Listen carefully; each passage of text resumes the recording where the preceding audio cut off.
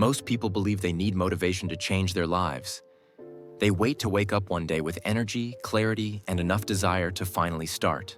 The problem is that this day almost never comes. Motivation is unstable. It depends on mood, environment, and even the weather. When you base change on motivation, you end up stuck in short bursts of excitement followed by quick abandonment.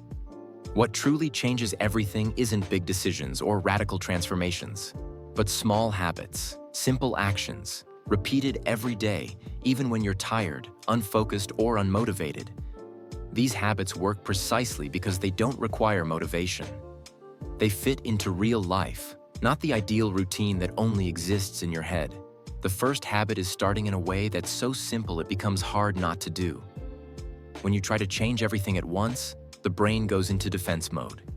It interprets that as a threat and creates resistance. But when the task is minimal, that resistance almost disappears. Reading one page, writing one sentence, or exercising for a few minutes may seem insignificant, but it creates movement. And movement is what breaks inertia. The second habit is repeating the action at the same time every day. Consistency and timing matters more than intensity of effort.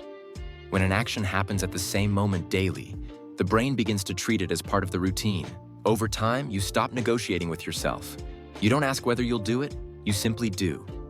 The third habit is preparing your environment before you need to act.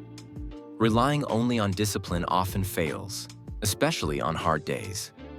The right environment reduces the effort required to start. Having materials ready, removing distractions, and making access to what matters easier greatly increases the chance of action.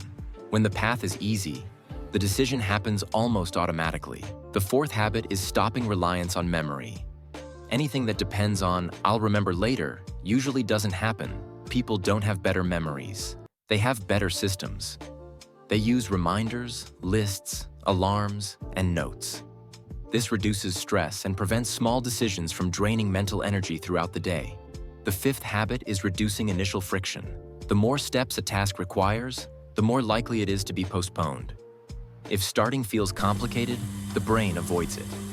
Simplifying the beginning is essential. Fewer decisions, fewer options, and less initial effort make a massive difference over time. The sixth habit is knowing when to stop before exhaustion. This may sound strange, but it's powerful. When you finish a task completely drained, the brain associates that habit with suffering. Stopping while you still have energy creates a lighter experience. As a result, coming back the next day feels easier than avoiding it. The seventh habit is focusing on maintaining the streak, not being perfect.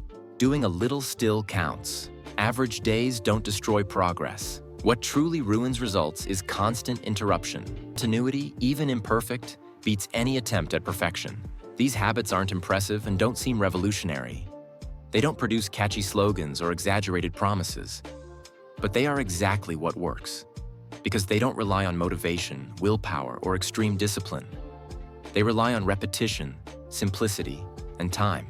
You don't need to feel ready to start. You don't need to wait for confidence or total clarity. You only need to make the beginning easy enough not to quit. Small actions done every day slowly change everything, and when you realize it, the change has already happened.